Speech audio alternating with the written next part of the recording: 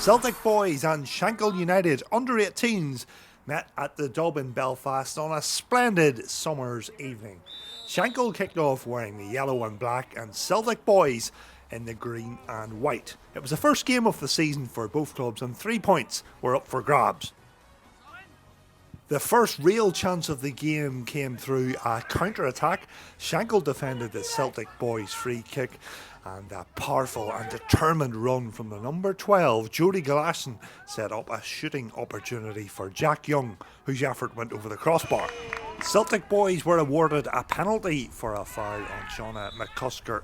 Up stepped Tarek Enright to hit the penalty and he put his side ahead. 1-0 to Celtic boys in the 19th minute. Down at the other end, Shankill tried to respond with a deep free kick. Good footwork and skill on the edge of the box allowed a shooting opportunity for Jody Galashan, who was very lively, but this time his effort was off target.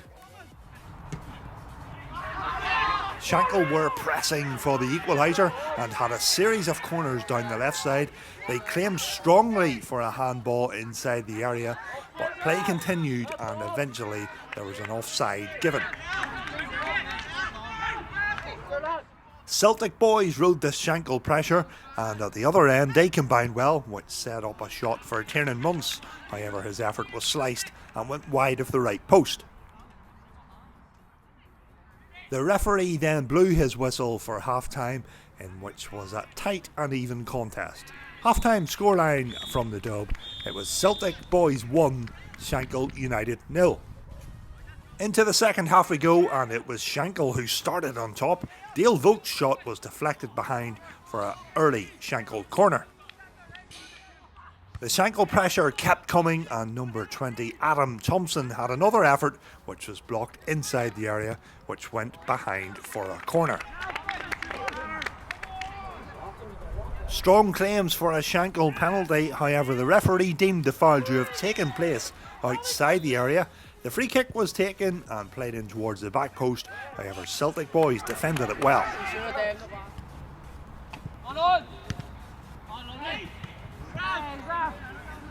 Good build-up play from Jody Galashan and Owen McLennan led to another header opportunity, however this time the header wasn't on target.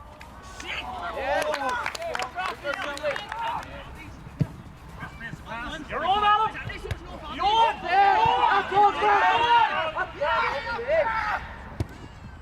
Then came the Shankill goal and it was well deserved. A lovely flick-on header sent Adam Thompson on his way. He went one-on-one with Daniel Watson in the Celtic goal and hammered his shot in off the left post. 1-1 and game on.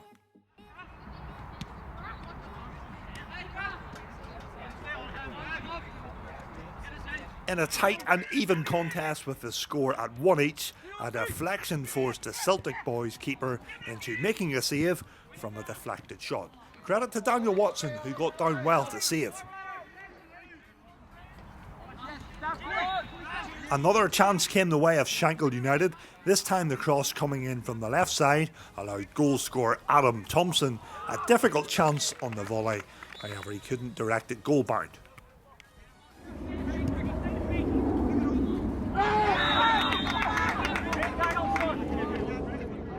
With roughly 10 minutes remaining, yellow cards started to flow. Marcus Chambers picked up the yellow card on this occasion. From that free kick, Celtic boys put the ball into the box. However, the header couldn't be directed goal bound. A well-weighted pass down the line from Shankill's number 8, Owen McLennan, drew another yellow card. This late challenge from Patrick Tracy earned him a yellow card for Celtic boys. With tensions running high and under 5 minutes left, the referee then produced a red card for Shankill's number 5, Kenzie Young, for an off-the-ball incident.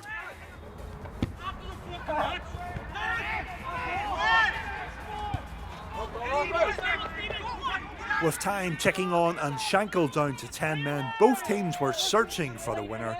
However, defence was on top in the remaining 5 minutes.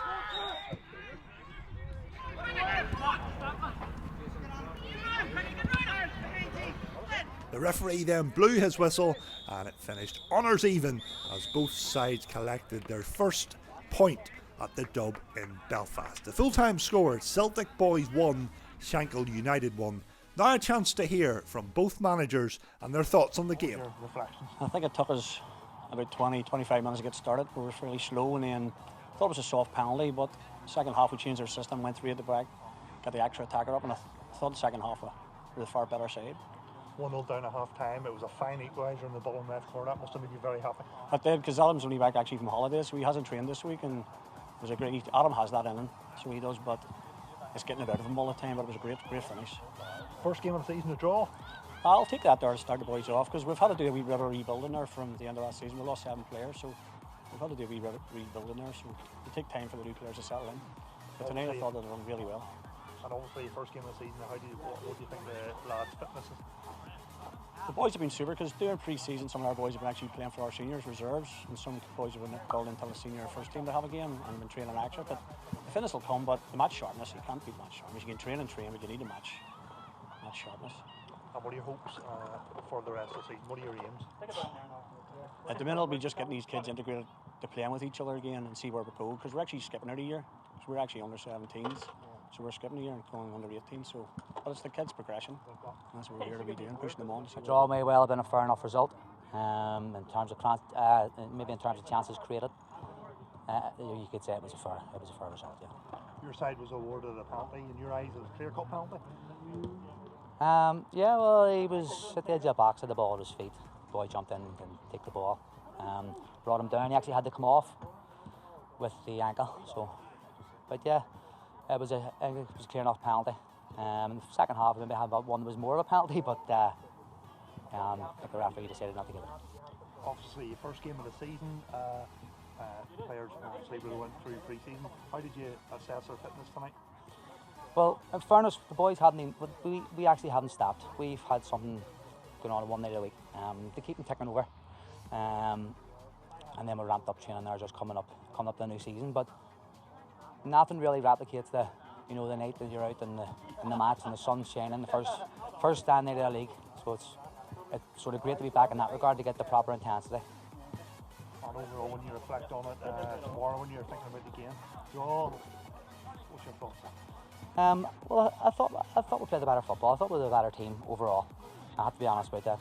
I think tomorrow we'll be just checking the injury of one of our players there and just making sure he's all right. That's probably the most important thing for us at the minute. Final question: how fast send an off? There's something off in your right? Absolutely. As the referee dealt with it at the time, it's done and dusted. But we'll have a boy there with a mark on his face there, so we need to make sure and check he's all right. Yeah. Very finally, what's the hopes and goals rest of the season? Well, just with the structure of the league, we're actually playing a year up. It's great, competitive nature of it. Then it sort of gives the boys an opportunity to develop, gives them space to develop here over the next year. So you could probably say we're sort of on a bit of a 2-year project in terms of we're going to be playing the same league next year again. We'll have a year's experience of it, but yeah, we just want to go and compete. We're delighted to be back playing football.